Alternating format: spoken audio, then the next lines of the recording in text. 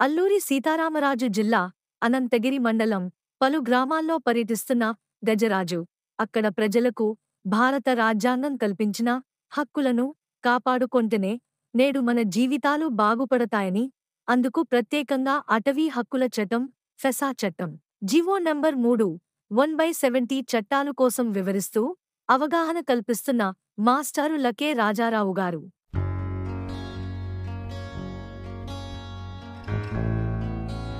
భూములు కాపాడే చట్టం ఉంది. ఈ చట్టం అమలు జరిగే పరిస్థితి లేదు. దానికి ఏంటంటే మన వాళ్ళ పేరు మీద ఇక్కడ మొగలాలు కడుతున్నారు, ఇక్కడ మైనింగ్ తవ్వుతున్నారు. ఇవన్నీ రేపు ఎలక్షన్ తర్వాత ఎక్కువ మన కొండలు తవ్వే వాళ్ళు వస్తారు. అందుకే వాళ్ళందరూ కూడా జట్టు కలిసారు, కూటమికి ఏర్పడ్డారు. బీజేపీ, తెలుగుదేశం, జనసేన అదొక జట్టు. ఈ జట్టు కలవకపోయినా కానీ వీళ్ళు ముందు నుండే జట్టు కదా.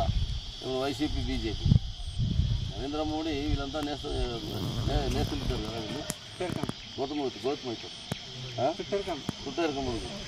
గౌతమవుతారు అనమాట. వాళ్ళు చుట్టారకం. కాబట్టి వైసీపీ, టీడీపీ, బీజేపీ వీళ్ళు ఎవరు గెలిచినా వీళ్ళందరూ కూడా అడవులు తవ్వేటవాళ్ళు. మన కొండ జోలికి, మన భూమి జోలికి, నీళ్ళ జోలికి వచ్చేవాళ్ళు. కొండలు తవ్వితే ఏమవుతుంది? కదులుతాయి కదా నీళ్ళు కదులుతాయి. నీళ్ళు కదిలితే ఊర్లు కూడా మరి నీళ్ళు నిన్న ఊరు ఉంటుందా? నీరు ఎక్కడ పుట్టిందో ఊరు అక్కడ పుడుతుంది. ఆ నీరు ఉన్నంతకాలం ఊరు ఉంటుంది. అవి నీరు పోయిందనుకో ఊరు ఎక్కడికైనా వెళ్ళాలి, తప్పదు. మరి చెట్టు, గొడ్డు, గొర్రె, గొర్రెల సాల మన ఇల్లు మూసుకొని వెళ్తామా? మోసుకెళ్ళి ఎక్కడైనా ఉంచాలంటే జాగా ఉంటుందా? కాబట్టి ఉన్న ఊరు, ఉన్న భూమి మనం కాపాడుకోవాలంటే అడవి జోలికి ఎవరు రాకుండా మనం అడ్డుకోవాలి.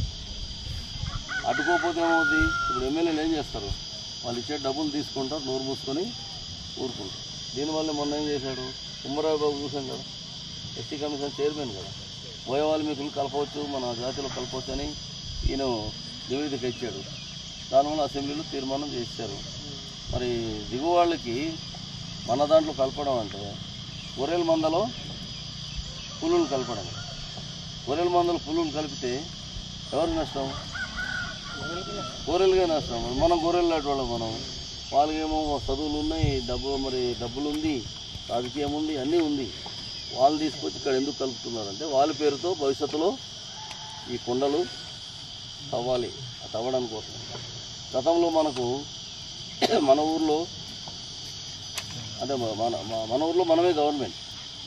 ఈ గవర్నమెంట్ ఇప్పుడు నరేంద్ర మోడీ రద్దు చేశాడు. ఈ గవర్నమెంట్ ఉన్నప్పుడు ఈ అడవి, భూమి, గాలి, నీళ్ళు, ఈ సంపద మనం కాపాడుకునేవాళ్ళం అధికారంతో. ఈ అధికారం మనం లేకుండా చేస్తుంది. తర్వాత మన చదువులు రద్దయిపోయింది. కార్పొరేట్ కాలేజ్ చదువులు, కాన్వెంట్ చదువులు. మన పిల్లలు ఎవరైనా కాన్వెంట్ చదువుతున్నారు ఇప్పుడు గవర్నమెంట్ ఖర్చుతో? మా కార్పొరేట్ కాలేజీలో గవర్నమెంట్ ఖర్చులు ఎవరైనా చదువుతున్నారా? అది అప్పుడు ఉండింది, ఇప్పుడు లేదు. నెక్స్ట్ మరి ఈరోజు మేము ఆ రోజు ఎమ్మెల్యేగా ఉండేటప్పుడు గవర్నమెంట్తో మాట్లాడితే మన అందరూ ఏజెన్సీ ప్రాంతం అంతా కూడా కరెంట్ సదుపాయం వచ్చింది. దాంతోపాటు ఫ్రీ కరెంట్ కూడా ఉంది. మైనస్ బిల్ ఇస్తున్నారు, మీరు డబ్బులు అడుగుతున్నారా? అదే ఫ్రీ కరెంట్. ఆ కరెంట్ నేను అడిగితే వచ్చింది. అలాగే ఇళ్ళు కూడా నేను అడిగితే వచ్చింది. తర్వాత కొండల నుంచి నీళ్లు, జబ్బులు కూడా ఎలా తగ్గింది? మరి మన ఊర్లో నిర్మతలో హాస్పిటల్ ఎప్పుడు వచ్చింది? నేను దగ్గర ఉన్నప్పుడే వచ్చింది. అలాగే మారుమూల ప్రాంతాలు కూడా వైద్యం వచ్చింది అంటే, ఈరోజు వైద్య సదుపాయాలు పెరిగిందంటే అది నా తాలూకు కృషి, నా కష్టము ఉంది. అందుకే నేను పని చేయగలను నమ్మకం ఉంది. మన అడవి, భూమి కాపాడగలను, ఆ చట్టాన్ని అమలు చేయగలను. ఇవన్నీ చేయడం కోసమే నేను మళ్ళీ మన వాళ్ళు చాలామంది కోరిక మేరకు పోటీ చేస్తున్నాను.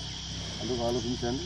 మరి మీరు మళ్ళీ ఒక జట్టుగా ఏర్పడి మన పంచాయతీలో ఎన్ని గ్రామాలు ఉన్నాయో ఒక 5-10 మంది అలా కలిసి 4 రోజులు కొంచెం టైం ఇవ్వండి, కష్టపడండి.